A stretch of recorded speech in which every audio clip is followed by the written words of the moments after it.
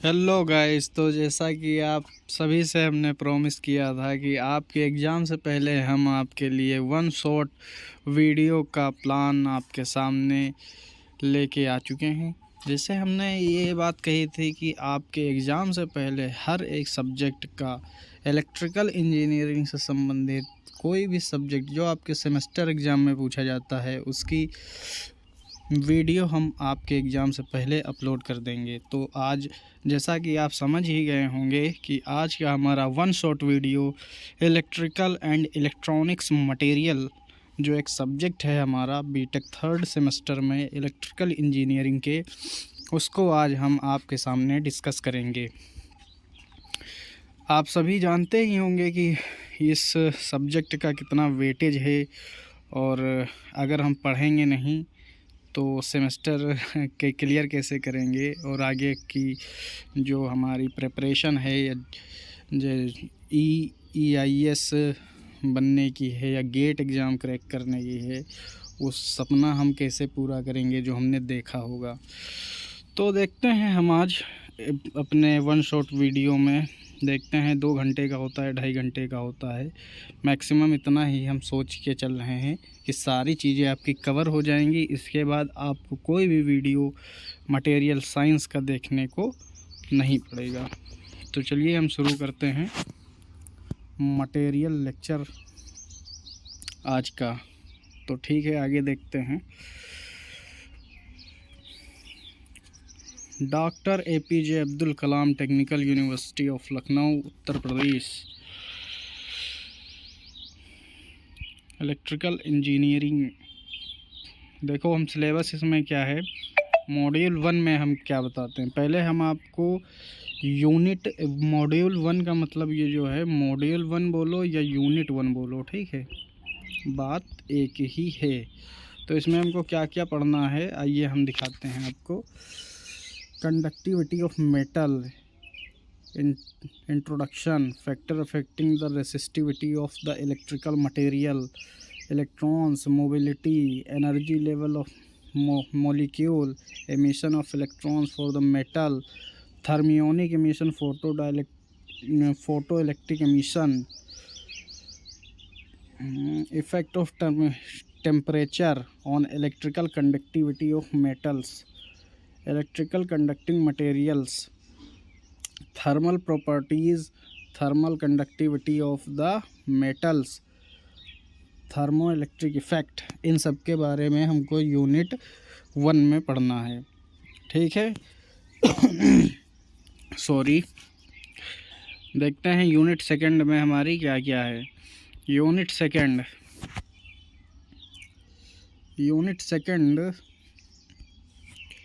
देखो, unit second में हम आपसे बात करते हैं, इसमें क्या क्या है।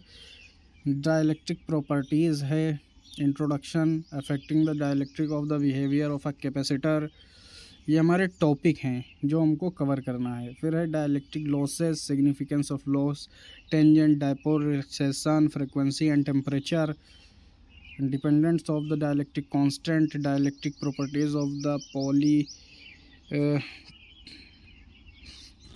Polymeric system, ionic conductivity in insulator, insulating material, ferroelectricity and piezoelectricity. इसके बारे में हम यूनिट 2 यानी कि मॉड्यूल 2 में हम लोग पढ़ेंगे। मैं आपको पहले बता दे रहा हूँ क्या क्या हमको पढ़ना है, इसको फिर हम आगे अच्छे से इसको हम देखेंगे, ठीक है। अब देखते हैं यूनिट थर्ड। यूनिट थर्ड में क्या क्या है। Magnetic property of materials, introduction, classification of magnetic material, ठीक है। फिर है diamagnetism, paramagnetism, ferromagnetism, magnetization curve, hysteresis loop. उसके बाद देखते हैं क्या है, affecting permeability and hysteresis loss, common magnetic material, magnetic resonance, इन सभी के बारे में हम देखेंगे। फिर आता है हमारा मॉड्यूल नंबर 4, जो हमारी मैग्नेटिक जो मटेरियल है या इलेक्ट्रिकल इंजीनियरिंग में जो मटेरियल साइंस सब्जेक्ट है, उसकी यूनिट नंबर 4 है, लास्ट यूनिट है। इसमें क्या पढ़ना है? Semiconductor, energy band gap, solid conductor, semiconductor, insulator, types of semiconductor हमको पढ़ने हैं। फिर इसमें पढ़ना है इंट्रिंसिक सेमीकंडक्टर, एक्सट्रिंसिक, इसको भी हम इम्प्योरिटी टाइप सेमीकंडक्टर बोलते हैं। डिफ्यूज़न, आइंस्टाइन रिलेशन पढ़ना है हमको, आइंस्टाइन रिलेशन पढ़ना है। उसके बाद हमको क्या पढ़ना है इसमें हमको पढ़ना है हॉल इफ़ेक्ट पढ़ना है हमको। हॉल इफ़ेक्ट पढ़ना है, थर्मल कंडक्टिविटी ऑफ कंडक्टर पढ़ना है, electrical conductivity of doped material, कैसे हम सेमीकंडक्टर में इम्प्योरिटी ऐड करते हैं, उसकी क्या प्रोसेस होती है, सारा सब कुछ हम अपनी इस वन शॉट में कवर करेंगे। तो आप लोग मेरी मेहनत को बेकार ना जाने देना, आप लोग अच्छे से पढ़ाई करना और वीडियो को शेयर करना, ठीक है। हम आपसे यही चाहते हैं कि मैं आपसे कुछ भी ले नहीं रहा हूँ, फ्री में मैं मेहनत कर रहा हूँ, जिससे आप लोग का एग्ज़ाम निकल जाए और आप लोग लाइक, शेयर और सब्सक्राइब वगैरह कर दीजिएगा, जिससे मैं बार बार ना कहूँ आप सभी से। ये सब आप काम देख लेना, ठीक है। अब मैं शुरू करता हूँ मॉड्यूल 1 से, ठीक है। अब मैं शुरू करने जा रहा हूँ मॉड्यूल 1 या यूनिट 1। तो इसमें क्या करना है हमको? इसमें बेसिकली हमको पढ़ना है कंडक्टिविटी ऑफ मेटल्स। अब कंडक्टिविटी ऑफ मेटल्स क्या होता है, कंडक्टिविटी क्या होती है? देखो, इसमें मसला ये होता है कि कोई भी ऐसी, इस अर्थ पे कोई ऐसा सब्सटेंस नहीं है, कोई ऐसा पदार्थ नहीं है जो अपने अंदर से इलेक्ट्रिसिटी को पास कर दे विदाउट रेसिस्टेंस का मतलब क्या होता है? प्रतिरोध। विश्व में ऐसी कोई चीज़ नहीं है जो करंट के बहने का प्रतिरोध ना करे, कुछ न कुछ उसकी रेसिस्टेंस प्रॉपर्टी होती है। फिर अब इसका अपोजिट होता है कंडक्टिविटी का मतलब क्या होता है कि वह प्रॉपर्टी, उस सब्सटेंस की वो प्रॉपर्टी जो अपने अंदर से करंट को ईज़िली फ्लो करवा सकता है, उसको कहते हैं कंडक्टिविटी ऑफ मेटल्स। अगर मेटल्स है तो उसकी कंडक्टिविटी ऑफ मेटल्स। अगर इंसुलेटर में तो होती ही नहीं है, फिर कंडक्टिविटी ऑफ सेमीकंडक्टर, तो इसको हम पढ़ते हैं और आपको हम बताते हैं इसमें क्या है। The most important property of metal are their high thermal and electrical conductivity. Silver has highest electrical conductivity. अब आप ये सोच रहे होंगे कि इसमें जो लिखा है silver has highest electrical conductivity, जी हाँ, एकदम सही सुना आपने। जो भी सिल्वर है, सिल्वर की मोस्ट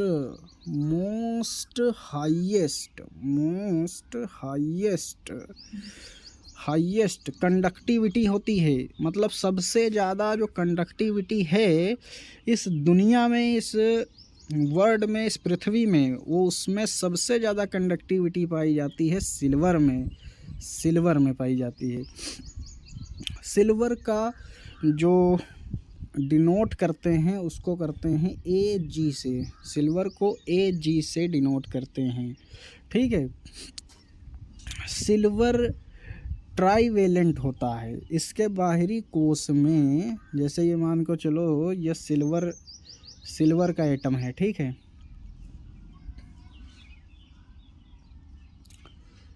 सिल्वर, भाई ब्रश कहाँ चला गया?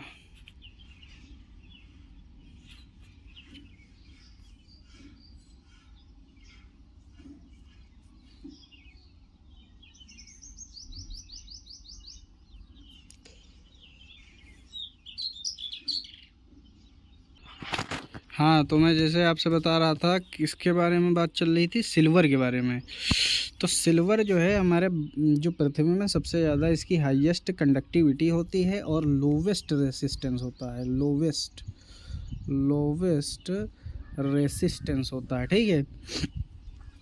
तो अब इसमें हम देखते हैं कि जो है इसमें कौन कौन सी हमारी मेटल आती हैं। देखो जैसे आर्सेनिक है, ASB है, बिस्मिथ है, टिन है, Hg है, इनकी सबकी लोवेस्ट कंडक्टिविटी होती है, इन सभी की लोवेस्ट कंडक्टिविटी होती है। तो अब हम आगे देखते हैं। अब इसमें क्या है, factors affecting the resistivity of the electrical material. अब हमारे कौन कौन से फैक्टर हैं जो रेसिस्टिविटी पर डिपेंड करते हैं। अब इसमें देखते हैं सबसे पहला कौन सा लिखा है। सबसे पहला लिखा है temperature. The electrical resistance of most metal increase with the increase of temperature while those of the semiconductor and electrolyte decrease with the increase of the temperature. Many metals have the vanishing resistivity absolute zero temperature which known as super conductivity. अब देखो इसमें क्या कहना चाहता है, जो हमारा metals होता है वो टेम्परेचर पर, जो हमारी मेटल की कंडक्टिविटी होती है वो टेम्परेचर पर कैसे डिपेंड करती है। अगर हम टेम्परेचर को बढ़ाएंगे, देखो अगर हम टेम्परेचर को इंक्रीज़ करेंगे तो ये डायरेक्टली प्रोपोर्शनल होता है रेसिस्टेंस के। मैं क्या कहना चाह रहा हूँ, अगर हम टेम्परेचर बढ़ाएंगे तो रेसिस्टेंस भी बढ़ेगा, किसके, मेटल के केस में। और इसी का अपोजिट होता है सेमीकंडक्टर एंड इंसुलेटर में। तो आपको बस इतना ही याद रखना है कि जो टेम्परेचर होता है वो डायरेक्टली प्रोपोर्शनल होता है रेसिस्टेंस की। अगर इसको बढ़ाएंगे तो रेसिस्टेंस बढ़ेगा, इसको अगर घटाएंगे तो रेसिस्टेंस घटेगा। आपको यही लिख देना है, हेडिंग डालना है factors affecting the resistivity of the electrical material, आपको लिख देना है टेम्परेचर। फिर ठीक है, आगे हम देखते हैं आगे क्या है। फिर है एलोइंग मतलब उसको मिक्स कर देना, दो मेटल को मिलाएंगे। अब इसमें देखो क्या लिखा, the solid solution has a less regular structure than the pure metal, consequently the electrical conductivity of solid solution alloy drop off the rapidly with increase alloying content, the adding small amount of impurity leads considered increase in the resistivity। अब इसका कहने का मतलब ये है कि अगर हमारा प्योर एक सिल्वर का पीस है या वायर है तो इसकी कंडक्टिविटी ज़्यादा है, अगर इसमें हम प्लस एल्यूमिनियम मिला देंगे तो इसकी कंडक्टिविटी घट जाएगी और रेसिस्टिविटी इसकी बढ़ जाएगी। यही मैं कहना चाह रहा हूँ आप सभी से, तो ये आप समझ गए होंगे। फिर है कोल्ड वर्क। अब कोल्ड वर्क का क्या मतलब होता है, mechanical distortion of the conductor decrease the conductivity of the metal because the localised strain interface with electron movement. ठंडी जगह पर क्या होता है, हमारा कंडक्टिविटी घट जाती है और रेसिस्टिविटी बढ़ जाती है। तो इसका यही एक कहने का मतलब है cold work. Age hardening it increase the resistivity of an alloy, मतलब इसके अगर एज हार्डनिंग कर देंगे हम तो तब पर भी इसकी जो हमारा मेटल है उसकी रेसिस्टिविटी बढ़ जाती है।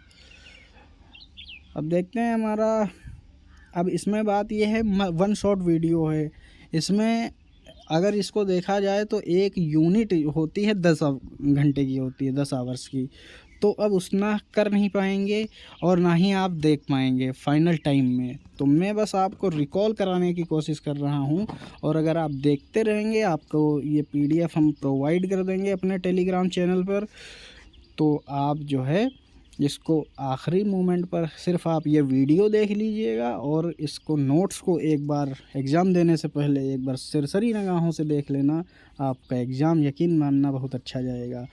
मैं इसकी PDF अपने YouTube चैनल पर डिस्क्रिप्शन में दे दूंगा, वहां से आप इसको PDF फाइल को डाउनलोड कर सकते हैं। बट मेरे दोस्त, मेरा सपोर्ट बनाए रखना, जिससे मैं सारी वीडियो आपको प्रोवाइड कर सकूं और आप अच्छे से एग्ज़ाम क्लियर कर सको। तो देखते हैं आगे क्या है। आगे इसमें क्या दिया है, motion of electron in electrical field. अब देखो, मोशन दो प्रकार के होते हैं, एक होता है रैंडम मोशन, एक होता है direct motion.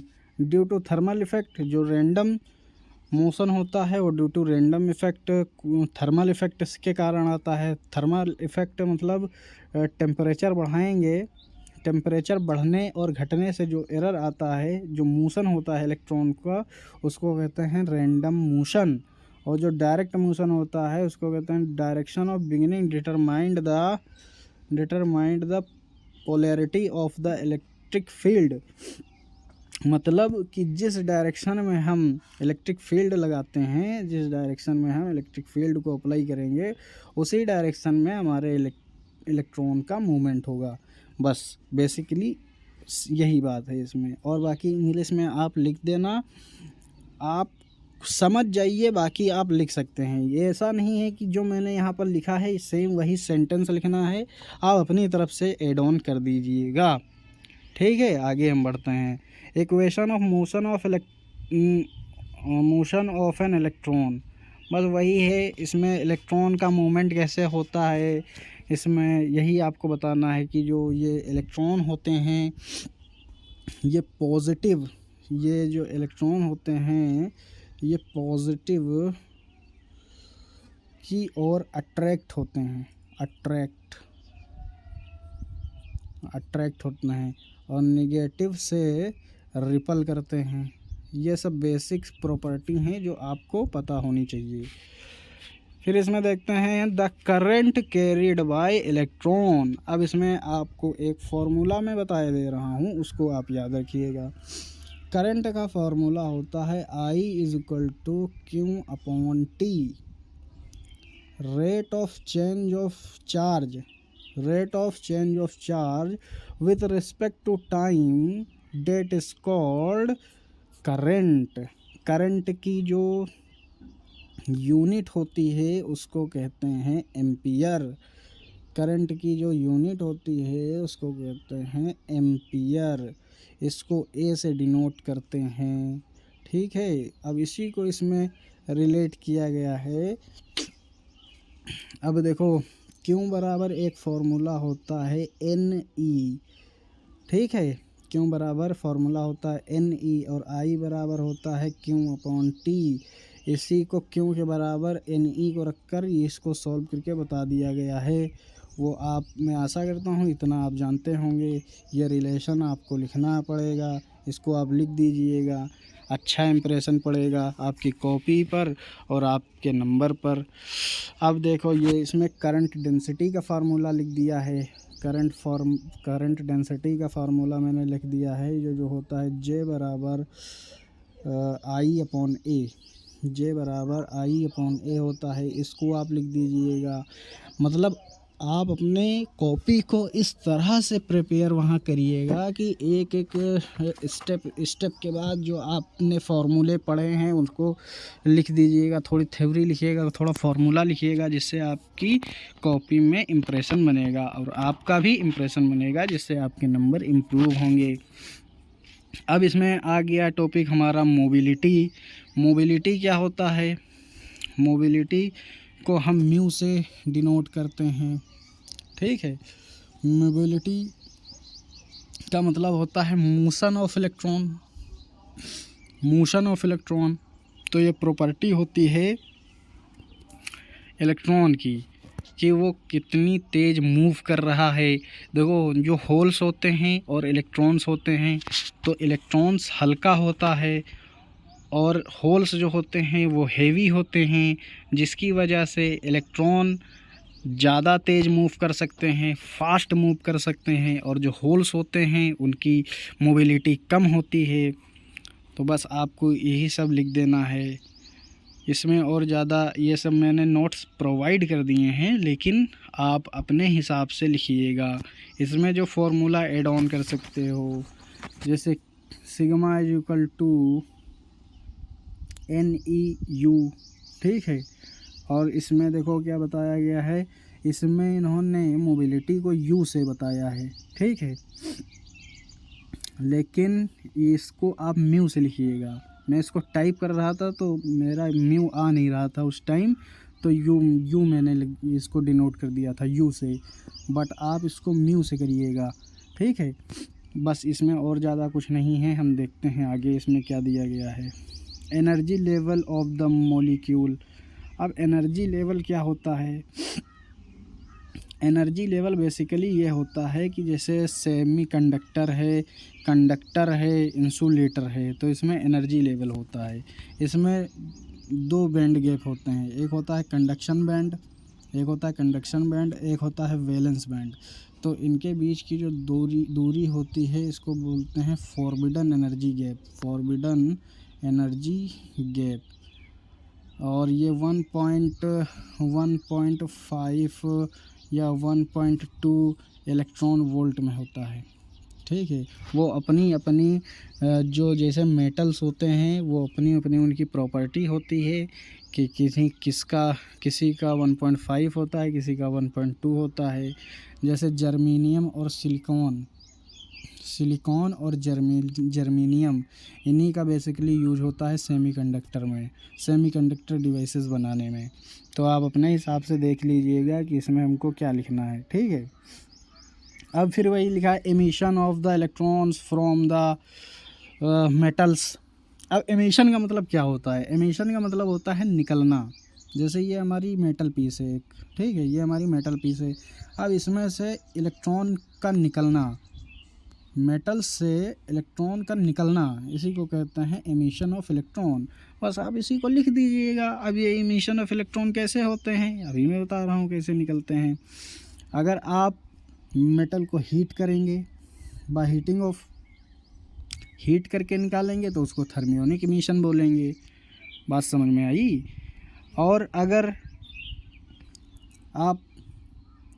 Projecting of light, अगर मेटल्स के ऊपर अगर सनलाइट को गिरा रहे हैं तब भी इलेक्ट्रॉन का इमिशन होगा, इलेक्ट्रॉन निकलेंगे। तो इसको बोलते हैं प्रोजेक्शन ऑफ लाइट। बात समझ में आ रही है? फिर करेंगे applying N intense electrical field. अब इसको क्या कहते हैं, इसका क्या मतलब है? जैसे ये मेटल है हमारी, और ये मेटल है, और मेटल को हमने इलेक्ट्रिक सप्लाई दे दी, उससे भी हमारे इलेक्ट्रॉन इमिट होते हैं, तो उसको बोलते हैं by electrically emitting of electron. तो मैं आशा करता हूँ आप समझ रहे होंगे। इसमें आप सारी बातें लिख दीजिएगा। अब जैसे फिर इसमें आ गया हेडिंग में थर्मियोनिक एमिशन, तो मैंने आपको बता ही दिया। आप इसमें देख लीजिएगा, पूरा पढ़ लीजिएगा एक बार। और पढ़ने की ज़रूरत नहीं, जैसा कि पैसे पता चल रहा है थर्मियोनिक एमिशन, तो आपको पढ़ने उस शब्द से आपको पता चल जाएगा कि इसमें हमको क्या लिखना है और क्या नहीं। तो देखते हैं हमको आगे क्या देखना है। बने रहिएगा आप पूरी क्लास में। हम इसको जल्द से जल्द ख़त्म करने को सोचते हैं कि 1-2 घंटे में, 2.5 घंटे में ख़त्म हो जाए। इसमें और बहुत कुछ ज़्यादा साइंटिस्ट वाला दिमाग में लगाने की ज़रूरत नहीं है।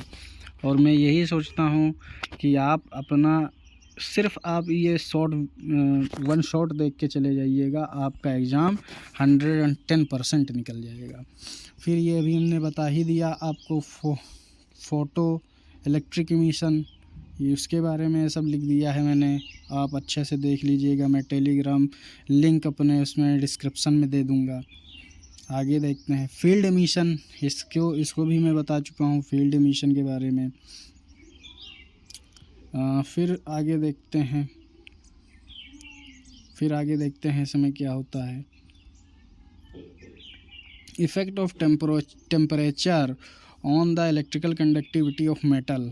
ये अभी मैं बता चुका हूँ तुमको कि हमारा जो कंडक्टर होता है उस पर हमारे टेम्परेचर का क्या असर पड़ता है। कंडक्टर है तो उसकी रेसिस्टिविटी, उसका अगर टेम्परेचर बढ़ाएंगे तो उसकी रेसिस्टिविटी बढ़ेगी, अगर घटाएंगे टेम्परेचर तो घटेगी। सेमीकंडक्टर में अगर हम टेम्परेचर बढ़ाएंगे तो उसकी रेसिस्टिविटी घटेगी। इंसुलेटर में अगर हम उसकी टेम्परेचर को बढ़ाएंगे तो उसकी जो रेसिस्टिविटी है वो घटेगी। तो जो हमारा कंडक्टर होता है, अब मैं तुमको एक पॉइंट यहाँ पर लिखा देता हूँ। जो कंडक्टर होता है उसका पॉजिटिव टेम्परेचर कोफिशिएंट होता है, पॉजिटिव टेम्परेचर कोफिशिएंट होता है। जो सेमी कंडक्टर होता है उसका निगेटिव टेम्परेचर कोफिशिएंट होता है। और जो हमारा इंसुलेटर होता है उसका इसको निगेटिव हमारा होता है और इसका भी निगेटिव होता है। आशा करता हूँ आप समझ गए होंगे। आगे चलते हैं। फिर है इलेक्ट्रिकल कंडक्टिंग मटेरियल। अब हमारा टॉपिक बदल गया है। अब इसमें क्या करना है, कौन कौन से हमारे इलेक्ट्रिकल कंडक्टिव मटेरियल्स होते हैं, मेटल्स होते हैं, उनको आपको बताना है। तो वो तो बहुत सी बेसिक सी बात है भाई। कॉपर होता है, एल्यूमिनियम होता है, सिल्वर होता है और बहुत सारे मेटल्स होते हैं। तो इसको वन बाय वन करके मैं आपको बता रहा हूँ। अब कॉपर जो होता है सेकंड हाईएस्ट कंडक्टिविटी होती है कॉपर की। कॉपर को Cu से डिनोट करते हैं। इसका एटॉमिक नंबर 29 होता है। ठीक है, यही सब बातें आपको लिखनी है उसमें। अपने तरफ से भी सारी बातें ऐड ऑन कर देना। अब इसमें कॉपर है, कॉपर में मैं क्या बताऊँ, इतना तो आप जानते ही होंगे। अब आ गया एल्यूमिनियम। तो एल्यूमिनियम कॉपर के बाद हम इसको प्रायोरिटी देते हैं एल्यूमिनियम को। एल्यूमिनियम का एटॉमिक नंबर 13 होता है। इसको ट्राईवैलेंट एलिमेंट भी कहते हैं और इसका यूज करके हम ACSR कंडक्टर भी बनाते हैं। Aluminium conductor steel reinforce ACSR का फॉर्मूला होता है ACSR aluminium conductor steel reinforce. इसमें स्टील हम इसलिए लगाते हैं जिससे हमारे कंडक्टर की मैकेनिकल स्ट्रेंथ बढ़ जाए। अब हम देखते हैं, हमारा गला भी सूखने लगा है, लेकिन मैं हार नहीं मानूंगा और आपकी ये वन शॉट आपको पूरी कंप्लीट करके दूंगा। बस आप देखते रहिएगा। यकीन मानिए, मेरी एक बात ये ज़रूर अपने दिमाग में रख लीजिएगा कि आप इस वन शॉट को देख के चले जाइएगा। अभी 27-28 मिनट हुआ है और मैंने इतना सब कुछ कवर कर दिया है। तो आप मेरे साथ बने रहिए, मैं सारा सब कुछ कवर करा दूंगा, आप सिर्फ देख के इसको चले जाइएगा। अब देखो इसमें आता है टंगस्टन। टंगस्टन भी एक मटेरियल होता है जो हमारा इलेक्ट्रिक लैंप होता है। हमारा, उसमें जो फिलामेंट लगा होता है वो उसका टंगस्टन का ही लगा होता है। इसकी मेल्टिंग पॉइंट इसका बहुत हाई होता है। मेल्टिंग पॉइंट इसका होता है 3450 डिग्री सेंटीग्रेड के आसपास होता है।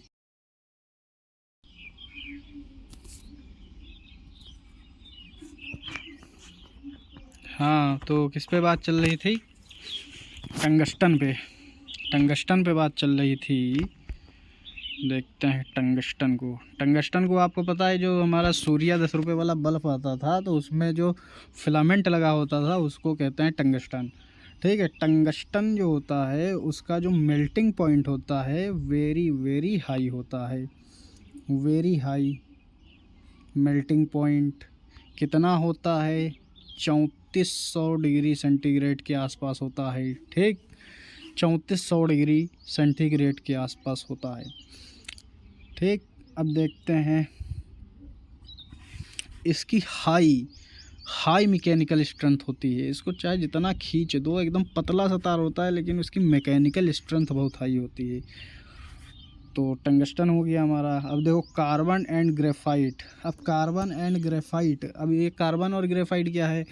कार्बन का यूज डीसी मोटर में किया जाता है, इसके ब्रश बनाए जाते हैं, ठीक है। कार्बन का, ग्रेफाइट का भी यूज इसी में हम लोग करते हैं। कार्बन का जो टेम्परेचर होता है ये होता है सबसे ज़्यादा, कार्बन सबसे ज़्यादा टेम्परेचर झेल सकता है, करीब 4000 डिग्री सेंटीग्रेड से 5000 डिग्री सेंटीग्रेड तक ये झेल सकता है टेम्परेचर। लेकिन 1800 डिग्री सेंटीग्रेड के बाद ये भंगुर होने लगता है, टूटने लगता है, ठीक है। कार्बन का एटॉमिक नंबर 4 होता है, कार्बन का एटॉमिक नंबर 6 होता है, इसकी संयोजकता 4 होती है, ठीक। कार्बन का एटॉमिक नंबर 6 होता है, इसकी संयोजकता 4 होती है। ग्रेफाइट का यूज हम लोग करते हैं मॉडरेटर में, ग्रेफाइट का यूज हम लोग करते हैं मॉडरेटर में। न्यूक्लियर पावर प्लांट जो होते हैं उसमें हम उसकी जो कंट्रोल रोड बनाए जाते हैं वो ग्रेफाइट के बनाए जाते हैं, जिससे हमारे जो न्यूट्रॉन्स की स्पीड होती है वो धीमी हो जाती है। ग्रेफाइट का भी उसमें यूज करते हैं। और DTO हेवी वाटर जिसको कहते हैं, हेवी वाटर, उसका भी यूज उसमें हम करते हैं न्यूक्लियर पावर प्लांट में। तो ये सब चीज़ें आपको पता ही होंगी, इसमें कोई बहुत बड़ी बात नहीं है, इसमें कोई रॉकेट साइंस नहीं लगी है। अब इसमें हम देखते हैं आयरन एंड स्टील। अब आयरन एंड स्टील भी आपको पता होगा, आयरन क्या होता है, स्टील क्या होती है। आयरन लोहा होता है, इसका मेल्टिंग पॉइंट 1400 से 1500 डिग्री सेंटीग्रेड पर तक होता है, इसमें करोजन हो सकता है। और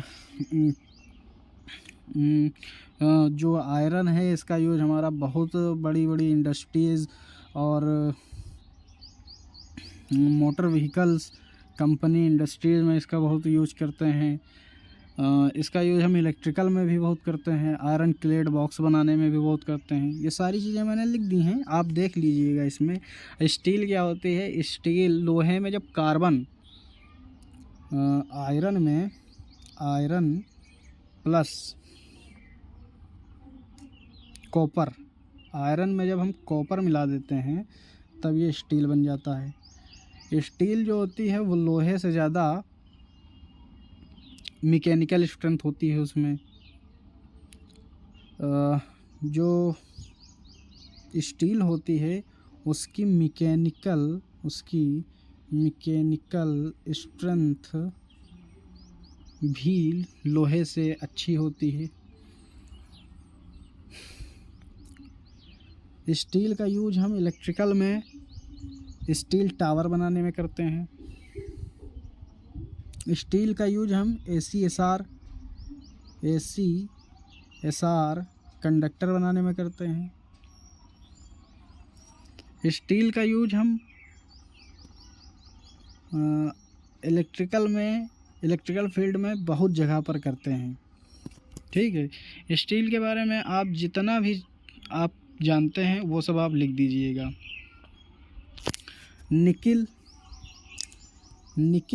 निकिल का जो एटॉमिक नंबर होता है 10 होता है।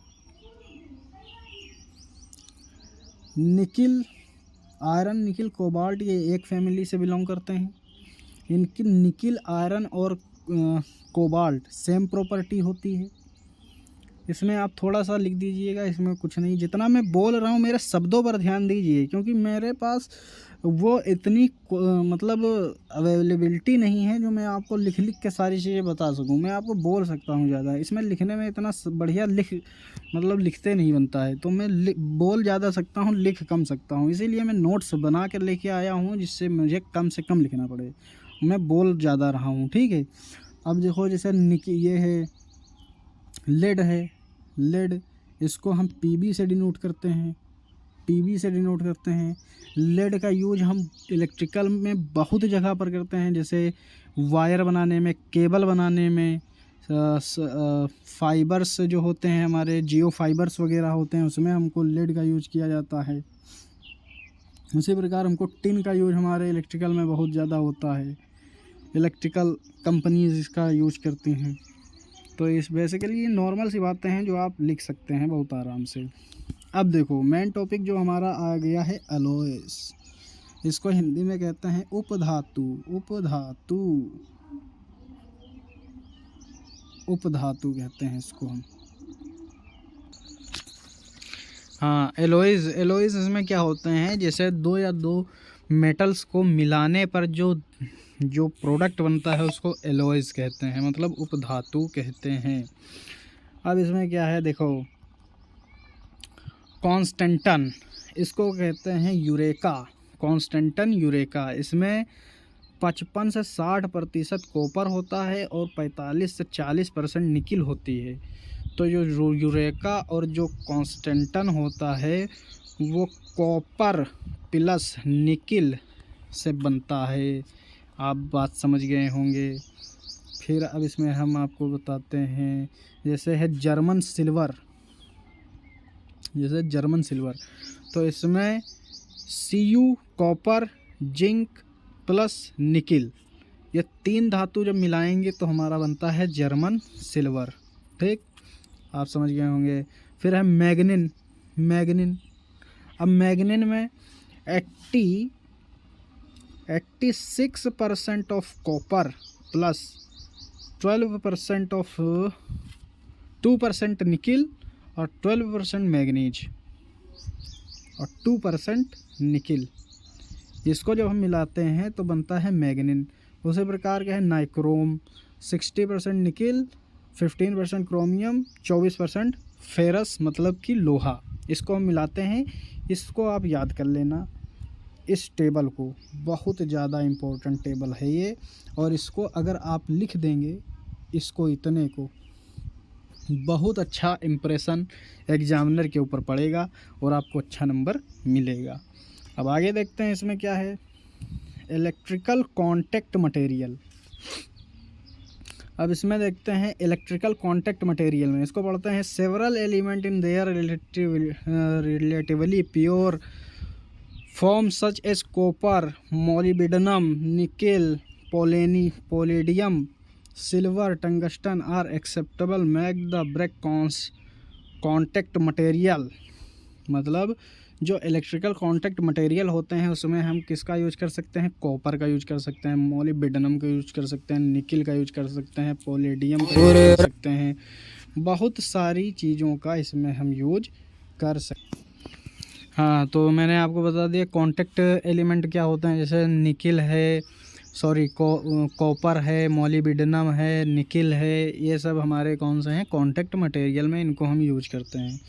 ठीक है, अब बेसिकली हम देखते हैं आगे हमारा क्या है, तो आता है नॉन लीनियर कंडक्टर। अब तुम जानते होगे या छोटी क्लासेस में आपने पढ़ा होगा कि जो कंडक्टर होते हैं वो ओम्स लॉ को फॉलो करते हैं। किसको, ओम्स लॉ। इसमें जो ग्राफ होता है V वर्सेस I, ये जो हमारा ग्राफ होता है ये लीनियर होता है। ये यही प्रॉपर्टी दिखाता है कि हमारा कंडक्टर जो है ओम्स लॉ का पालन करता है या उसको उसके दिए गए निर्देश पर चलने का काम करता है। तो यही बात बताई गई है। तो अब इसमें क्या कहा गया है, नॉन लीनियर कंडक्टर, मतलब वैसे कंडक्टर जो ओम के नियम का पालन नहीं करते हैं उन्हें नॉन लीनियर कंडक्टर कहते हैं। इतना आपको बता देना है। और VI ग्राफ बना देना है, VI ग्राफ। इसमें आप ऐसे बना सकते हैं, ऐसे बना सकते हैं। ये स्ट्रेट लाइन नहीं है, मतलब ये ओम्स लॉ का पालन नहीं कर रहा है, ये भी ओम्स लॉ का नियम का पालन नहीं कर रहा है। बस यही आपको लिख देना है। ये जो इंग्लिश में लिखा है मैं आपको बहुत अच्छे से पढ़ के बताऊंगा तो बहुत टाइम लगेगा। मैं आपको पूरी समरी बता देना चाहता हूँ कि आपके दिमाग में बैठ जाए बात। मैं यहाँ पे पढ़ दूंगा और आप सुन लेंगे, उसके बाद आपके दिमाग में नहीं बैठेगा। इसलिए मैं अपने देसी स्टाइल में और देसी अंदाज में आप सभी के दिलों और दिमाग में उतार दूंगा। देखते हैं आगे क्या है। थर्मल कंडक्टिविटी ऑफ मेटल, जैसा मैंने आपको पहले ही बता दिया है। थर्मल कंडक्टिविटी ऑफ मेटल मतलब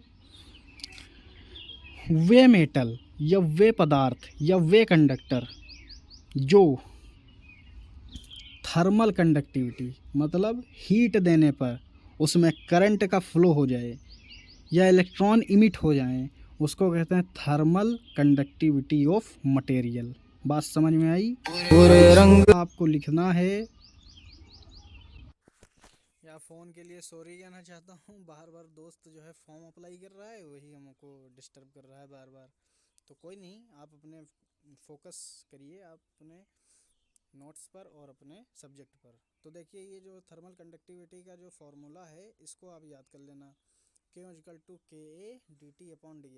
ठीक है, बेसिकली इसको सिर्फ लिख देना है, और मैंने जो मैं बता रहा हूँ उसको आप ज़्यादा ध्यान दीजिए। इसमें लिखा तो मैंने नोट्स तो बहुत ज़्यादा बना के, मतलब सब कुछ समझाया है, सब कुछ है। इसको अगर पढ़ूंगा लाइन बाय लाइन तो इससे आप भी बोर हो जाएंगे, मैं भी बोर हो जाऊंगा। तो बस बात यह है कि मैं जो बता रहा हूँ उस पर आप ज़्यादा ध्यान दीजिए। ठीक है, ये सब आप देख लीजिएगा। फिर वही लिखा है यहाँ पर, थर्मो इलेक्ट्रिक इफेक्ट। अब थर्मो इलेक्ट्रिक इफेक्ट क्या होता है? अगर हम टेम्परेचर देंगे, ठीक है, अगर हम टेम्परेचर देंगे किसी मेटल बॉडी पर, तो उसमें इलेक्ट्रॉन इमिट होंगे, इलेक्ट्रॉन इमिट होगी, उसमें कुछ एनर्जी आएगी, उस एनर्जी के वजह से उसमें कुछ ईएमएफ आएगा, ईएमएफ आने की वजह से उसमें करंट फ्लो हो जाएगी। सेम फिनोमिना है। अगर आप इलेक्ट्रिकल से हैं तो मुझे नहीं लगता आपको ये सब बताने की ज़रूरत है। बस मैं आपका रिवीजन के पॉइंट ऑफ व्यू से आपका सारा टॉपिक बाय टॉपिक आपके नज़रों के सामने से गुजारना चाहता हूँ, बस यही मेरा एम है। अब देखो, ये क्या लिखा है, ये आपने पढ़ा होगा, लेंजेस लॉ। उसी प्रकार है, E=-NdΦ/dt। ठीक है, अगर ये माइनस हटा देंगे यहाँ से तो ये Faraday law of electromagnetic induction law हो जाएगा। ठीक है, तो इसको आप देख लीजिएगा। फिर आते हैं सीबेक इफ़ेक्ट में। सीबेक इफ़ेक्ट जो होता है, इस पर थर्मोकपल काम करता है। अब इसको देखो क्या लिखा है, thermocouple discovered by the Seebeck 1820 when he demonstrated data loop composed two dissimilar metal। अब इसमें क्या है, अब मैं इतनी ही लाइन मैंने पढ़ी है और आप डिस्टर्ब हो गए होंगे, लेकिन अब मैं आपको बता रहा हूँ इसमें क्या होता है। सीबेक इफेक्ट बेसिकली काम कैसे करता है और ये क्या बला है, तो अब मैं आपको बताता हूँ। इसमें कोई दिक्कत नहीं है, जैसा जैसा मैं बता रहा हूँ वैसा करो। ठीक है, अब देखो, एक ये बाय द वे, एक ये कॉपर का मेटल है, कॉपर है ये, ठीक। और एक जो है कोई डिफरेंट मेटल है, जैसे निकिल है, निकिल है, एल्युमिनियम है, कोबाल्ट है, कोई भी है। ये डिफरेंट मेटल को जब हम डिफरेंट गर्म करते हैं, मतलब इसको भी हीट देते हैं, इसको हीट देते हैं और इसको हीट देते हैं, और फिर इनको आपस में मिला देते हैं, इनको सैंडविच रखते हैं, तो इसमें टेम्परेचर डिफरेंस के कारण इसमें एक करंट फ्लो हो जाता है। इसी करंट के फ्लो होने को सीबेक इफ़ेक्ट नाम से जानते हैं। बात समझ में आई?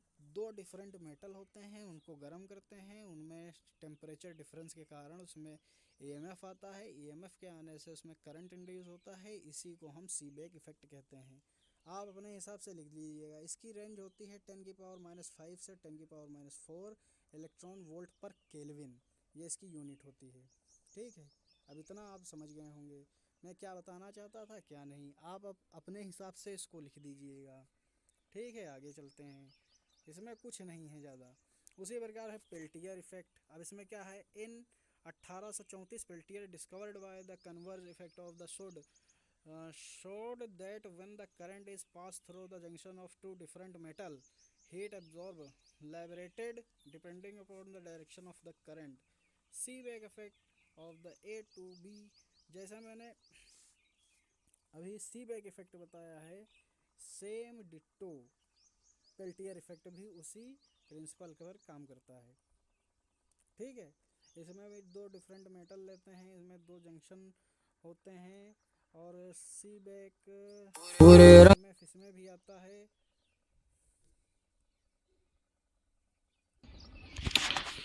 तो आप समझ गए होंगे पेल्टियर इफेक्ट भी, इसमें पेल्टियर इफेक्ट और सीबेक इफेक्ट सेम समझ लो है, ठीक है। अब इसमें आ गया chapter number 2, introduction of dielectric and district conductor having no free electrons when the source of EMF connected across the dielectric no current flow.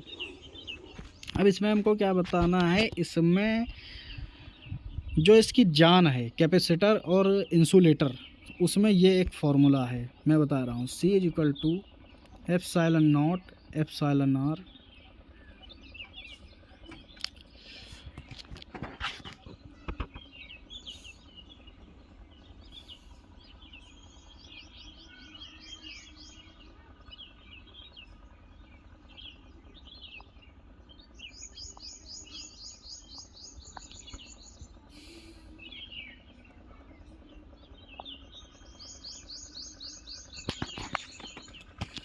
हाँ हेलो, वॉइस चली गई थी। देखो इसमें एक फार्मूला है, C = epsilon naught epsilon R A/D। अब इसमें क्या है,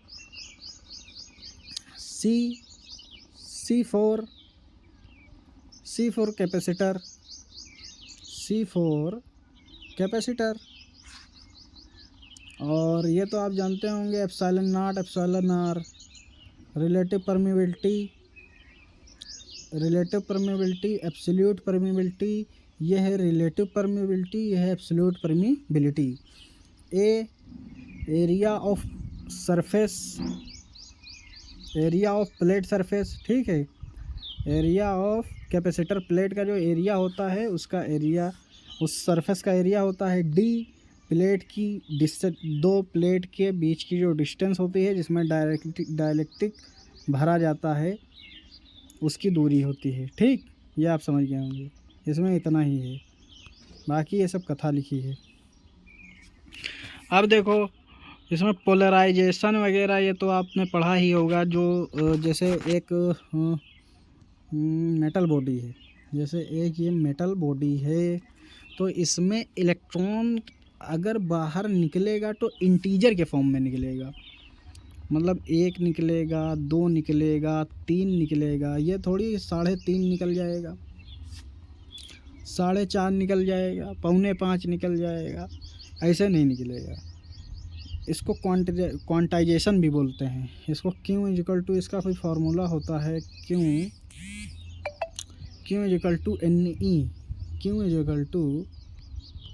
NE, क्वांटाइजेशन ऑफ चार्ज इसको बोलते हैं, ठीक है। वो उसी का पार्ट है। आगे देखते हैं।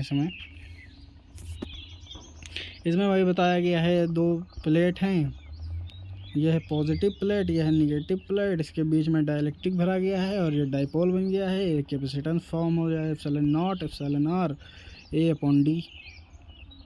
बात समझ रहे हो, ये वही है मसला इसका। अब आते हैं आगे, हम देखते हैं इसमें क्या है।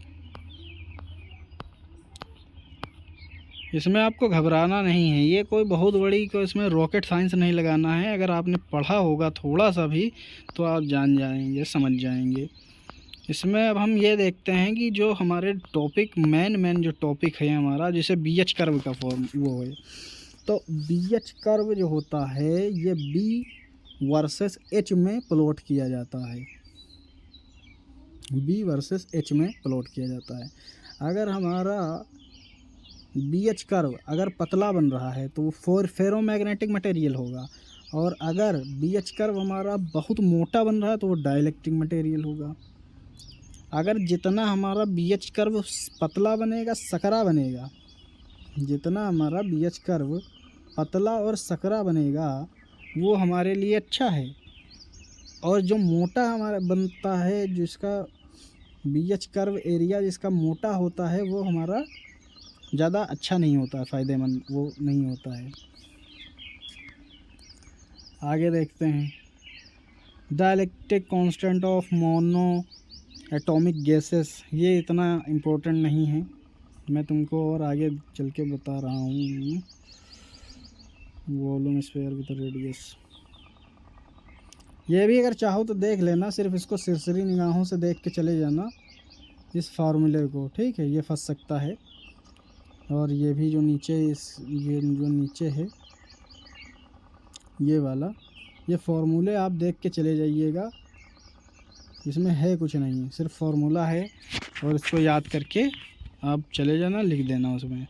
मैं देखता हूँ आपका जो इम्पोर्टेंट बातें हैं मैं और वो बता दूँ, जिससे आपका ये वन शॉट वीडियो जल्दी और अच्छे से कवर हो जाए, जिसमें आपको ज़्यादा वन शॉट वीडियो देखने की कोई ज़रूरत ना पड़े। ये सिग्निफिकेंस ऑफ लॉस टेंजेंट, ये इतना मुझे इम्पोर्टेंट नहीं लग रहा है, मैं देखता हूँ आगे जो मुझे ज़्यादा इम्पोर्टेंट लगेगा वो मैं आपको बता दूँगा और उसे ही आपको करके जाना है। बाकी फालतू की बकवास के चक्कर में आप नहीं पड़ना। ये कोई जो है ये सेमेस्टर एग्ज़ाम है, ये कोई जो है IAS का एग्ज़ाम नहीं है जो आपको बहुत ज़्यादा मैं बता दूं, जिससे और मैं ये बता रहा हूं कि मैं ये वीडियो उनके लिए नहीं है जो मतलब बैक में उन्होंने कुछ नहीं पढ़ा है।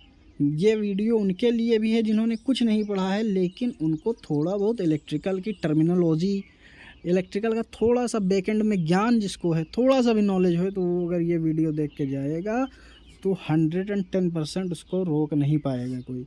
अब देखो हम इंसुलेटिंग मटेरियल के बारे में अब हम आपसे थोड़ा बात कर दें। इंसुलेटिंग मटेरियल क्या होता है? बेसिकली इंसुलेटिंग मटेरियल वो होते हैं जिसमें करंट का फ्लो नहीं होता है, उसे इंसुलेटिंग मटेरियल कहते हैं।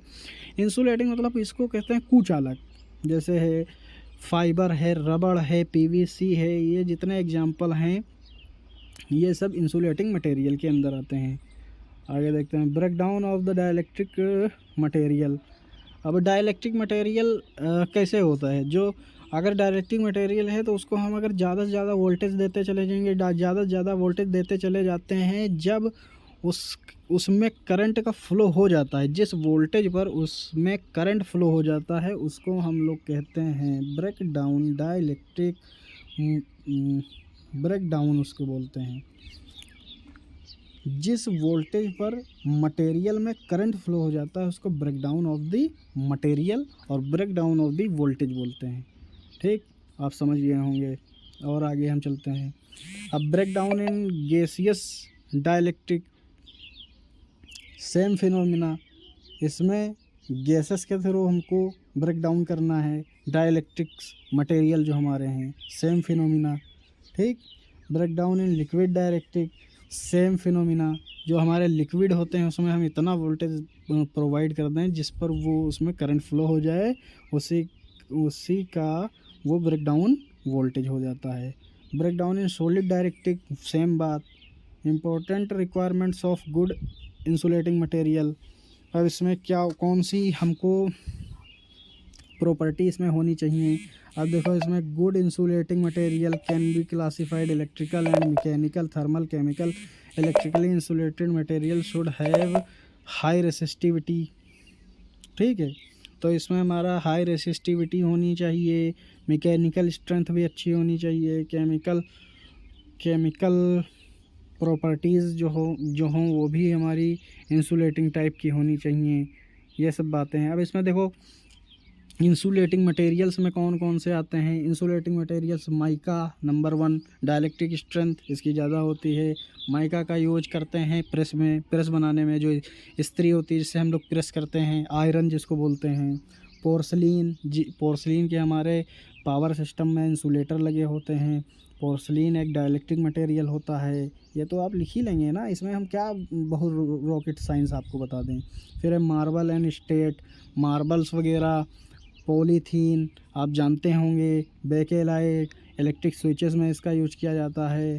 ठीक है, फिर पॉलीवाइनल क्लोराइड, PVC इसको बोलते हैं, इसका भी यूज हम लोग इलेक्ट्रिकल और डिज़ाइनिंग में बहुत ज़्यादा यूज इसका करते हैं। फिर है एबेस्टस को बोलते हैं अबरख, asbestos, cotton and silk, impregnated paper, ये सारे के सारे जितने एग्जांपल मैं आपको बता रहा हूँ ये सब के सब इंसुलेटिंग मटेरियल हैं। गिलास, अब इसमें गिलास आ गया, गिलास, कांच, आजकल जो इंसुलेटर आ रहे हैं वो ग्लास इंसुलेटर आ रहे हैं। पेपर एंड बोर्ड्स, वुड, लकड़ी वगैरह, इनेमल कवरिंग, इनेमल वेस्टेज। आप जानते होंगे जो हमारे जानवर के द्वारा हमें प्राप्त होता है, ट्रांसफार्मर ऑयल, ये सारे के सारे डाइलेक्ट्रिक मटेरियल एंड इनकी प्रॉपर्टीज़ हैं। ठीक है, अब हम देखते हैं आगे properties of testing of transformer oil. जो हमारा ट्रांसफार्मर ऑयल होता है उसकी कौन कौन सी प्रॉपर्टी होती हैं, अब इसको हम देखते हैं इसमें क्या होता है। The property of transformer oil should fully comply with the standard and rules in force in the country where it is used. Most important specification and dielectric current, viscosity and flash point। अब देखो इसका power point इसका 160 degree centigrade होना चाहिए power point, इसका flash point 40 degree centigrade होना चाहिए, इसकी लो विस्कोसिटी होनी चाहिए, लो विस्कोसिटी होनी चाहिए, लो विस्कोसिटी होनी चाहिए। मैं जो बोल रहा हूँ उसको ज़्यादा ध्यान दो, इसमें मेरी राइटिंग सही बन नहीं रही है इसीलिए मैं कम लिख पा रहा हूँ। आप इसको समझिए, टाइम की भी हमारे पास कमी है जिससे मैं आपका सारा ये सारा का सारा मैं सोचता हूँ आपका कम से कम टाइम में हो जाए और एक अच्छा रिवीजन हो जाए। बात ये नहीं है, बात यह है कि जो नज़रों के सामने से बार बार चीज़ें गुजरती हैं उससे ज़्यादा इफ़ेक्ट पड़ता है। अब आप भी जैसे कॉलेज जाते होंगे, कोई किसी पर आपका मतलब सोचते होंगे यार ये मतलब बार बार मतलब आँखों से के सामने से अगर कोई गुजरता है गुजरती है तो उसमें मतलब धीरे धीरे अंदर कुछ होता है, फीलिंग जो है आती हैं, उसमें ईएमएफ इंड्यूस होता है, करंट आती है। तो उसी प्रकार से ये हमारी इलेक्ट्रिकल इंजीनियरिंग भी है, हर एक सब्जेक्ट की अपनी अलग इम्पोर्टेंस है। तो अब देखते हैं आगे हम इसमें और क्या है। पॉलीमर्स अभी हमने आपको बता ही दिया, ये डाइलेक्ट्रिक मटेरियल्स वगैरह होते हैं। सिर्फ आप मेरी वीडियो सिर्फ आप कहानी की तरह सुनते रहिए और ये पीडीएफ एक बार रिवाइज कर लेना, पॉलीस्टाइरीन वगैरह आप कहीं नहीं फंस सकते। और ये मैं मटेरियल साइंस में ही नहीं, जितने भी आपके एग्ज़ाम हैं उन सभी की वन शॉट वीडियो में आपके सामने लेके आऊँगा और आप उसी तरह में प्यार बनाए रखिएगा। और बीटेक और डिप्लोमा की सारी क्लासेस मैं अपने इसी यूट्यूब चैनल पे स्टार्ट करूँगा। सारी की सारी वीडियो आएंगी, एक भी रुपया आपको देना नहीं पड़ेगा। ये जो कोर्स बेचते हैं 2500-3000 रुपये का कोर्स बेच रहे हैं, बहुत सी ऐसी कंपनी है कि हमने देखा है तो हम खुद ही परेशान हो गए कि बताओ ये कोई मतलब कोई सरकारी नौकरी की तैयारी हो रही है क्या जिसमें इसमें 2500-3000-4000 रुपये कोर्स बेचे जा रहे हैं।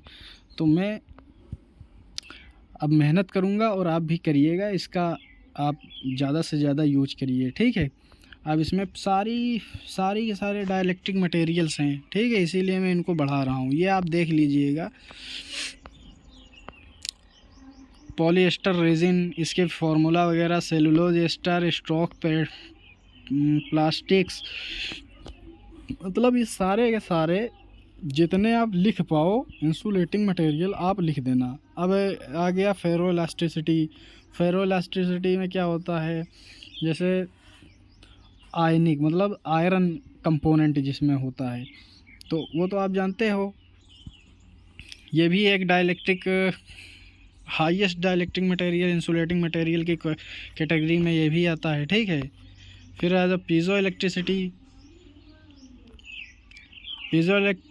Provides with the mean of the converting electrical energy into mechanical energy and vice versa. देखो जो पीजो इलेक्ट्रिक इफेक्ट होता है, इसमें क्या होता है, electrical to mechanical, mechanical to electrical, इसमें कन्वर्जन होता है। ठीक है, ये आप देख लीजिएगा। मैं जितना कवर कराना था मैंने ऊपर शायद करा दिया है, मैं देखता हूँ नीचे कुछ अगर मुझे मिल जाए तो मैं उसको भी करा देता हूँ। अब आ गया है मेरा module third magnetic properties of material introduction. अब बताओ, अब जो मैग्नेटिक प्रॉपर्टी जो होती है वो किस में होती है भाई, मैग्नेट में होती है। और जैसे हम किसी कील पे या किसी आयरन पे सॉफ्ट आयरन पे अगर हम वायर को लपेट देते हैं और उसमें इलेक्ट्रिसिटी उसमें फ़्लो करवाते हैं तो वो भी एक इलेक्ट्रोमैग्नेट बन जाता है। तो वही आपको सारी प्रॉपर्टी लिखनी। ये इंटर और हाई स्कूल की जो बेसिक फिजिक्स थी जिसे इलेक्ट्रोस्टैटिक कहते थे, वो अगर आप पढ़े होंगे तो बहुत अच्छे से आप रिलेट कर पाएंगे। तो ये जो है परमिटिविटी है, इसको जो है एक्स से डिनोट करते हैं परमिटिविटी को। आप ये वाला फार्मूला याद कर लीजिएगा, x equal to mu R minus 1, ठीक है।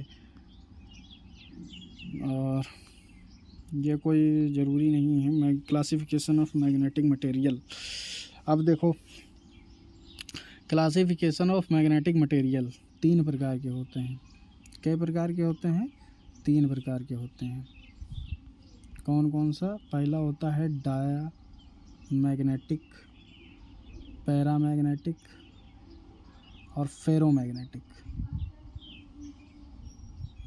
फेरोमैग्नेटिक मटेरियल, इसको आओ 1 बाय 1 देखते हैं। ये BH कर्व है, ठीक है, BH कर्व, ये तो आप जानते होंगे। इस पॉइंट को कहते हैं रिटेंटिविटी, इसको कहते हैं रिटेंटिविटी, ठीक। और इसको कहते हैं कोहर्सिविटी, इसको कहते हैं कोहर्सिविटी, ठीक। ये आप देख लीजिएगा बहुत अच्छे से। देखो ये है पैरामैग्नेटिक, यह पैरामैग्नेटिक, सारे के सारे जो पार्टिकल्स हैं इधर उधर बिखरे पड़े हैं। ये है फेरोमैग्नेटिक, एक लाइन में अलाइंड है, ठीक है, एक लाइन में अलाइंड। यह एंटी फेरोमैग्नेटिक,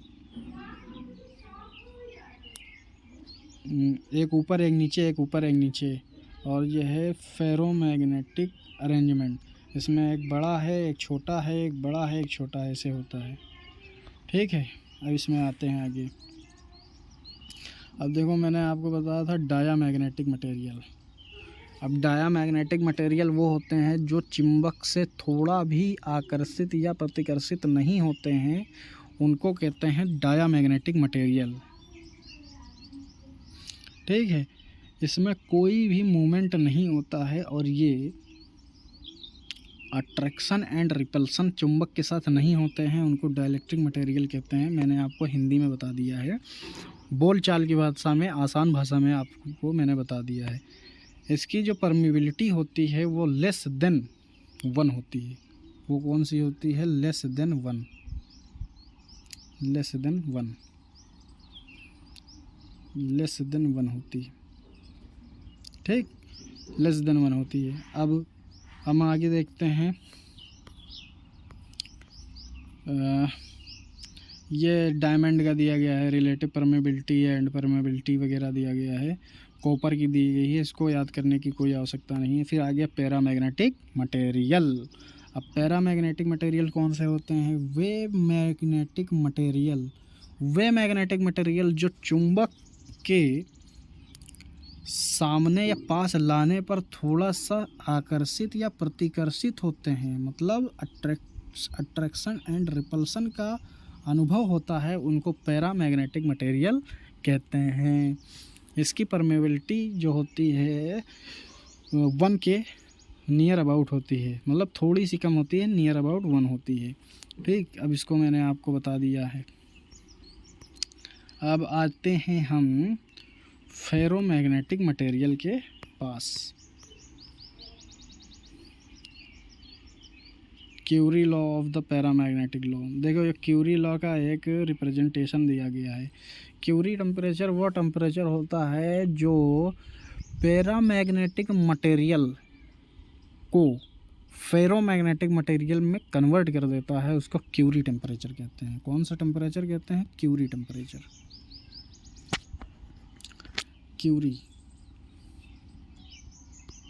क्यूरी टेम्परेचर जो पैरामैग्नेटिक मटेरियल को फेरोमैग्नेटिक में कन्वर्ट कर देता है, ठीक। आप समझ गए होंगे। ये आप ग्राफ बना दीजिएगा। रिप्रेजेंटेशन और उसमें आपका अच्छा एक इफ़ेक्ट पड़ेगा। अब देखते हैं फेरोमैग्नेटिक मटेरियल। फेरोमैग्नेटिक मटेरियल कौन सा मटेरियल होते हैं? वे मटेरियल जो चुंबक के पास लाने पर तेज़ी से आकर्षित होते हैं उन्हें फेरोमैग्नेटिक मटेरियल कहते हैं। जैसे iron, Fe, cobalt, nickel etcetera. ये हमारे जो मटेरियल्स होते हैं इनको फेरोमैग्नेटिक मटेरियल कहते हैं। हाँ, और आगे देखते हैं the magnetisation curve. Magnetisation curve में बेसिकली ये है मैग्नेटाइजेशन कर्व, ठीक। इसमें मैग्नेटिक फील्ड और इलेक्ट्रिक फील्ड लगाया गया है। इसमें डोमिनेंट, इंटरसेबल इसको आपको मतलब सिर्फ आपको ड्रॉ करके चले आना है। और आपने अगर पढ़ा भी होगा तो आपने देखा होगा इसमें है कुछ नहीं, बेसिकली इसमें M और H के बीच में एक रिलेशन को दर्शाया गया है, इसमें कुछ नहीं है। फिर आगे देखते हैं, लेकिन आपको पढ़ना है। ये हम वीडियो जल्दी करा रहे हैं कि जिससे आपका एक फास्ट रिवीजन हो जाए और आपकी आंखों के सामने से कोई टॉपिक छूटे ना और वो गुजर जाए, जिससे आपके दिमाग में थोड़ा सा उसकी माइंड मैपिंग और वो हो सके, जिससे आपको एग्ज़ाम सेंटर में याद आ सके और आप अपनी कॉपी में अच्छे से उसको लिख सकें। अब हिस्टैरिसीस लूप के बारे में मैंने आपको पहले ही बता दिया था कि हिस्टैरिसीस लूप जो होता है वो BH कर्व इसको कहते हैं। इसको B वर्सेस H में इसको ड्रॉ करते हैं, इसको B वर्सेस H में इसको ड्रॉ करते हैं। और ये जो है कुछ इस टाइप का ग्राफ होता है। ये जितना सकरा होता है उतना ही हमारी मटेरियल अच्छा होता है। ये जितना इसका एरिया ज़्यादा होता है उतना ही हमारा मटेरियल बेकार किस्म का होता है, ठीक है। सारी बातें मैं आपको बताए दे रहा हूँ। ये देखो आपको BH कर्व में दिखा रहा हूँ, ठीक है। ऐसा ही होता है BH कर्व। फिर देखते हैं, इसको हिस्टैरिसीस लूप कहते हैं। अब कॉमन मैग्नेटिक मटेरियल आप तो जानते ही होंगे, जैसे मैंने आपको बताया कि आयरन होता है, सिलिकॉन एलॉय होते हैं, और जैसे ये निकिल आयरन होता है, निकिल आयरन एलॉय वगैरह होते हैं। और ये पैरामैग्नेटिक मटेरियल्स होते हैं, पैरामैग्नेटिक मैग्नेटिक मटेरियल होते हैं। कुछ हार्ड होते हैं, कुछ सॉफ्ट होते हैं, वो आपको अपने हिसाब से लिखना है। फिर आ जाता है मैग्नेटिक रेजोनेंस। ये मैग्नेटिक रेजोनेंस इतना काम का नहीं है, जितना मैंने आपको बता दिया है और जितना मैं आपको बता रहा हूँ उतना ही आपको पढ़ना है, देखना है, उसी पर वर्क करना है। और इसको आपको वन शॉट वीडियो आपको देखनी ही पड़ेगी। इसको देख के आप चले जाएंगे तो आप के दिमाग में इतनी बातें ज़रूर आ जाएंगी कि आप बहुत इसको अच्छे से आप इसको कर सकते हैं और कर सकते हैं। इसमें देखो कोई थ्योरी वाला पार्ट है, इसको मैं बोल के ही बता सकता हूँ। अगर मैं लिखता तो मैंने कहा कब तक लिखता और कब तक आप देखते तो वो उससे फ़ायदा नहीं था। इसलिए मैं ज़्यादा से ज़्यादा चीज़ें लिख के लाया हूँ और जो मुझसे हो पा रही हैं वो बातें मैं बोल रहा हूँ। मैं वो बातें नहीं बोल रहा हूँ जो लिख के लाया हूँ। लिख के जो लाया हूँ वो तो एकदम सही बातें लिखी हैं, लेकिन मैं एक्स्ट्रा फैक्ट्स भी इसमें ऐड कर रहा हूँ, जिससे आप सिर्फ ईयरफोन लगा के अगर आप मेरी ये वीडियो देख लेंगे तो आपको कोई नहीं रोक पाएगा। आप पास तो हो ही जाएंगे, और अगर अच्छे से इस पर वर्क करेंगे और कुछ अपना एक्स्ट्रा एफर्ट लगाएंगे तो इसमें आपके नंबर और बहुत अच्छे नंबर आएंगे। अब फोर्थ यूनिट जो हमारी की लास्ट यूनिट है उसमें हमको सिर्फ सेमीकंडक्टर के बारे में पढ़ना है। अब सेमीकंडक्टर क्या होते हैं?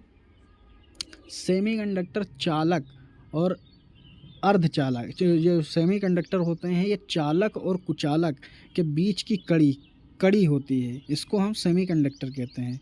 सेमीकंडक्टर जो होते हैं दो प्रकार के होते हैं, एक होता है इंट्रिंसिक सेमीकंडक्टर, एक होता है एक्सट्रिंसिक सेमीकंडक्टर। एक होता है इंट्रिंसिक सेमीकंडक्टर, एक होता है एक्सट्रिंसिक सेमीकंडक्टर। जो इंट्रिंसिक सेमीकंडक्टर होता है ये प्योर सेमीकंडक्टर होता है, इसमें कोई इम्प्योरिटी ऐड नहीं होती है। बट जो एक्सट्रिंसिक सेमीकंडक्टर होता है ये ये इम्प्योरिटी इम्प्योर सेमीकंडक्टर होता है। इम्प्योर मतलब ये प्योर नहीं होता, ये अशुद्ध सेमीकंडक्टर होता है।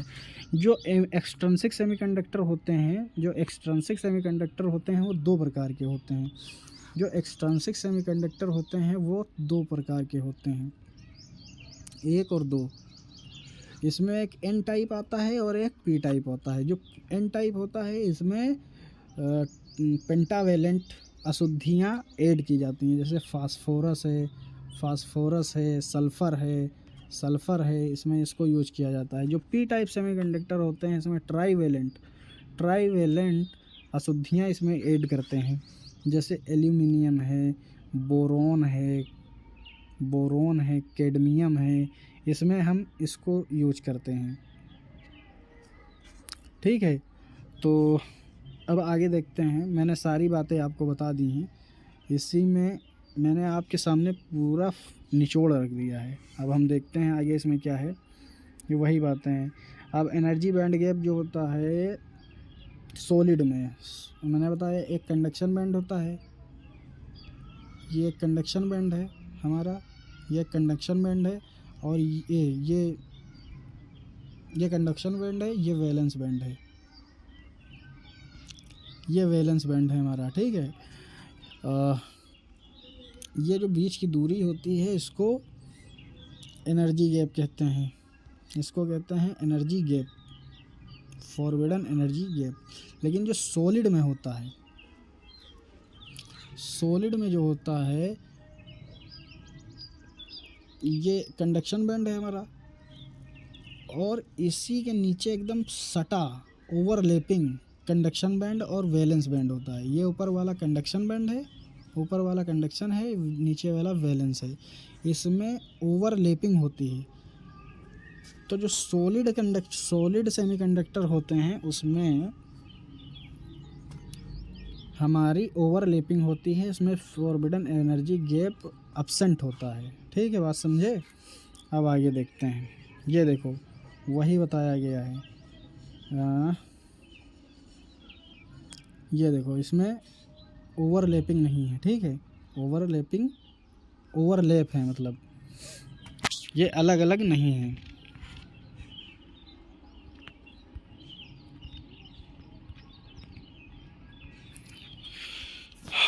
Conductors, semiconductors and insulator. अब मैंने कंडक्टर क्या होते हैं, कंडक्टर वो होते हैं जिसमें करंट का फ्लो ईजिली हो जाता है, उनको कंडक्टर कहते हैं। इंसुलेटर जिसमें करंट का फ्लो ही नहीं होता है, उनको इंसुलेटर कहते हैं। जिनकी कंडक्टिविटी इंसुलेटर और कंडक्टर के बीच में होती है उनको सेमीकंडक्टर कहते हैं। अब देखो जो मैं तुमको समझा रहा था, देखो ये कंडक्शन बैंड और वैलेंस बैंड की कहानी इसमें क्या होती है। देखो ये ऊपर वाला कंडक्शन बैंड, ये नीचे वाला वैलेंस बैंड, ये इंसुलेटर है, तो इसमें एनर्जी बैंड गैप जो है सबसे ज़्यादा है, हाईएस्ट। फिर सेमीकंडक्टर में इंसुलेटर से कम होता है एनर्जी बैंड गैप। ये जो बीच में हमारी सफ़ेद से पट्टी है, ठीक है, ये जो हमारी बीच में सफ़ेद से पट्टी है इसको एनर्जी बैंड गैप कहते हैं। इसको ईजी से डिनोट करते हैं। और ये जो हमारी कंडक्टर होता है, इसमें कंडक्शन बैंड और वैलेंस बैंड, ये देखो दोनों ओवरलैपिंग मतलब इनके बीच में कोई एनर्जी गैप बैंड नहीं होता है, एब्सेंट होता है, जो मैंने आपको ऊपर बात बताई है। ठीक, आपको ऐसे ही लिखना है, ये डायग्राम बता देना है। मैंने आपको ऊपर भी बता चुका हूँ कि जो टाइप्स ऑफ सेमीकंडक्टर होते हैं वो दो प्रकार के होते हैं। इंट्रिंसिक सेमीकंडक्टर मतलब प्योर सेमीकंडक्टर, जैसे सिलिकन और जर्मेनियम। ठीक है, सिलिकन और जर्मेनियम। जो सिलिकन होती है, सिलिकन का एटॉमिक नंबर होता है 14, और जो जर्मेनियम होती है, इसका होता है 32 एटॉमिक नंबर होता है। ये सब आप याद कर लीजिएगा और लिख दीजिएगा, आपकी कॉपी में अलग ही इम्प्रेशन आएगा और एग्जामिनर खुश हो जाएगा, आपको अच्छे नंबर देगा और आपके सबसे अच्छे नंबर आएंगे। ठीक है, ये जो मैं कह रहा हूँ वो आप बहुत ध्यान से सुनिएगा और इस पर वर्क करिएगा। ठीक है, इंट्रिंसिक सेमीकंडक्टर। फिर देखो एक्सट्रिंसिक सेमीकंडक्टर। अब एक्सट्रिंसिक सेमीकंडक्टर मतलब इम्प्योर सेमीकंडक्टर। इम्प्योर सेमीकंडक्टर वे सेमीकंडक्टर होते हैं जिसमें कुछ अलग से डोपिंग की जाती है, जिसमें कुछ अलग से इम्प्योरिटी मिलाई जाती है। जैसे एक्सट्रिंसिक सेमीकंडक्टर 2 टाइप्स के होते हैं, एक होता है पी टाइप सेमीकंडक्टर और दूसरा होता है N type semiconductor. P type semiconductor में ट्राईवेलेंट इम्प्योरिटी ऐड करते हैं, जैसे एल्युमिनियम है, बोरॉन है, बिस्मिथ है, इसको हम यूज करते हैं ट्राईवेलेंट में। मतलब पी टाइप जो सेमीकंडक्टर होते हैं उसमें ट्राईवेलेंट इम्प्योरिटी ऐड करते हैं, जो एन टाइप होते हैं उसमें पेंटावेलेंट इम्प्योरिटी ऐड करते हैं, जो मैंने आपको ऊपर बात बता दी है। अब इसको हम देखते हैं नीचे, इसमें और क्या दिया गया है। यह वही एनर्जी बैंड गैप बताया गया है एन टाइप में। जो एन टाइप सेमीकंडक्टर होते हैं उसमें जो कंडक्शन बैंड होता है उसके नीचे इलेक्ट्रॉन आके जमा हो जाते हैं, ठीक है। कंडक्शन बैंड के नीचे, मतलब एन का मतलब क्या होता है नीचे, तो एन नीचे, तो मतलब एक याद करने की ट्रिक है कि जो कंडक्शन बैंड के जो नीचे इलेक्ट्रॉन होते हैं वो एन टाइप में होते हैं, ठीक है। और जो पी टाइप होता है तो जो वैलेंस, ये कंडक्शन बैंड है, वैलेंस बैंड के ऊपर जो है इलेक्ट्रॉन आके जमा हो जाते हैं। बात समझ में आ रही जो मैं कह रहा हूँ। जो एन टाइप होते हैं उसमें ये जो होता है कंडक्शन बैंड के नीचे होते हैं, क्योंकि एन टाइप है, एन मतलब नीचे, मतलब कंडक्शन के नीचे इलेक्ट्रॉन आके जमा हो जाते हैं। पी टाइप है, पी मतलब पॉजिटिव, मतलब ऊपर मतलब वैलेंस बैंड के ऊपर आके इलेक्ट्रॉन जमा हो जाते हैं, ठीक है। आई होप आप समझ गए होंगे। अब देखो जो मैंने बात बताई पी टाइप, ये है वो है एन टाइप में देखो यहाँ पर इलेक्ट्रॉन आके ऐड हो गए हैं, मतलब यहाँ पर जमा हो गए हैं। और जो पी टाइप है, पी टाइप में वैलेंस बैंड के ऊपर इलेक्ट्रॉन आके जमा हो गए हैं, ये मैं कहना चाह रहा हूँ, आप समझ गए होंगे। फिर हम आगे देखते हैं डिफ्यूज़न। देखो डिफ्यूज़न एक प्रोसेस है जिसके थ्रू करंट फ्लो होता है। डिफ्यूज़न ओनली और ओनली कंडक्टर में होता है। डिफ्यूज़न जो होता है ओनली कंडक्टर में होता है, इसकी वजह से करंट फ्लो होता है, ठीक। अब डिफ्यूज़न करंट भी होती है, इसका फार्मूला अभी आपके सामने है, इसको आप देख लीजिएगा, याद करना है आपको, बहुत कुछ है नहीं। JN=AE ΔN/ΔX इलेक्ट्रॉन, और ये इलेक्ट्रॉन्स के लिए है, नीचे वाला होल्स के लिए है, ठीक। ये आपको देख लेना है, इसको देख के जाना है। फिर द आइंस्टीन रिलेशन देख लो। इसमें आपका फार्मूला है, इसको फार्मूले की ये वैल्यू आप याद कर लीजिएगा। आपको ये फार्मूला याद करके जाना है, dP - E/kT P/dV/dx। ये आइंस्टीन इक्वेशन है, आपको इसको याद कर लेना है। इसका डेरिवेशन होता है, लेकिन यहाँ पर कराना इम्पॉसिबल है क्योंकि मेरे पास इतने साधन नहीं हैं। फ़ोन से मैं पढ़ा रहा हूँ अपने। जैसे जैसे आगे भविष्य में कुछ होता है तो हम फिर स्मार्ट बोर्ड पे आएंगे, फिर देखा जाएगा क्या करना है क्या नहीं। तो हॉल इफ़ेक्ट मैंने आपको बता ही दिया है।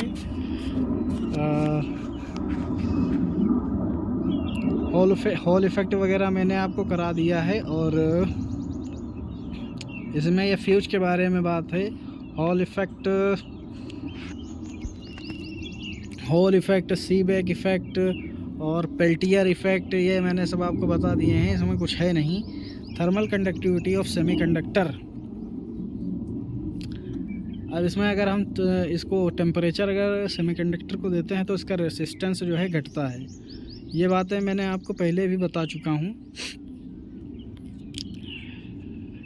Electrical conductivity of the doped metal. अब देखो इसमें यह है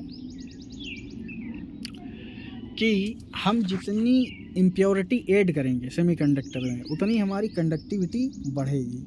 जितनी हम इम्प्योरिटी ऐड करेंगे उतनी हमारी कंडक्टिविटी बढ़ती है। सेम इसका यही मतलब है। डोपिंग हम किस लिए करते हैं? इसलिए कि हमारी कंडक्टिविटी बढ़ सके, इसलिए हम डोपिंग करते हैं, ठीक है। आगे देखते हैं। हाँ, एक इम्पॉर्टेंट बात यह है, ये जो NE equal to NH equal to NI square. सुखोई निकल गया है हमारे ऊपर से, इसलिए बहुत आवाज़ आ रही है। आई होप आप लोग सुन भी रहे होंगे। सुखोई M30 जो अपनी इंडियन एयरफोर्स का जो लड़ाकू विमान है, अभी हमारे सर से निकल के गया है, तो उसकी आपको शोर सुनाई दे रही होगी। हाँ, तो अब हम आते हैं अपने मास एक्शन लॉ पे। तो मास एक्शन लॉ जो होता है NE NH equal to NI square, इसको कहते हैं मास एक्शन लॉ। इसको आप याद करके जाइएगा। इसमें जो E है वो इलेक्ट्रॉन दिखा रहा है, इलेक्ट्रॉन को बता रहा है, नंबर ऑफ इलेक्ट्रॉन को दिखा रहा है। और जो NH है वो नंबर ऑफ होल्स को दिखा रहा है। और NI जो है इंट्रिंसिक सेमीकंडक्टर का स्क्वायर को दिखा रहा है। ठीक, तो ये आपको मास एक्शन लॉ करके जाना है। बस इसको इतना ही फार्मूला है, अगर आप याद करके इसको लिख देते हैं तो आप ये मानिए कि आपको आपके बैक तो लगेगी ही नहीं और आपके अच्छे नंबर आएंगे। सो गाइस, अब हमारा सेशन हुआ एंड। और ये आप वीडियो ज़्यादा से ज़्यादा शेयर करिएगा अपने फ्रेंड्स में और इसको देखिएगा। इसका जो PDF है वो मैं अपने टेलीग्राम पर शेयर कर दूंगा, उसको आप डाउनलोड कर सकते हैं फ्री ऑफ कॉस्ट। ठीक है, इसमें आपको कोई भी पैसा नहीं लगना है। मैं इसी वीडियो के डिस्क्रिप्शन बॉक्स में या अपने चैनल, अब मेरे चैनल पे आइएगा, मेरा जो मैं अपने चैनल के अबाउट में इसका टेलीग्राम लिंक जो है ऐड कर दूंगा। आप वहां से इसका जो PDF है आप देख सकते हैं। तो guys, thank you so much, आप हमारे साथ जो जुड़े रहे, थैंक यू। और हम आपके लिए और भी वीडियो लेके आएंगे, 1 शॉट वीडियो, उसको भी आपको ज़रूर देखना है, जिससे आप अपनी जो सेमेस्टर एग्ज़ाम है उनमें अच्छा परफॉर्मेंस कर पाएँ। तो thank you so much and all the best your exam को एकदम क्रैक करके एकदम चीर फाड़ के आइएगा। मेरी यही दुआ करता हूँ, यही कामना है मेरी। Thank you so much and thank you so much my friend.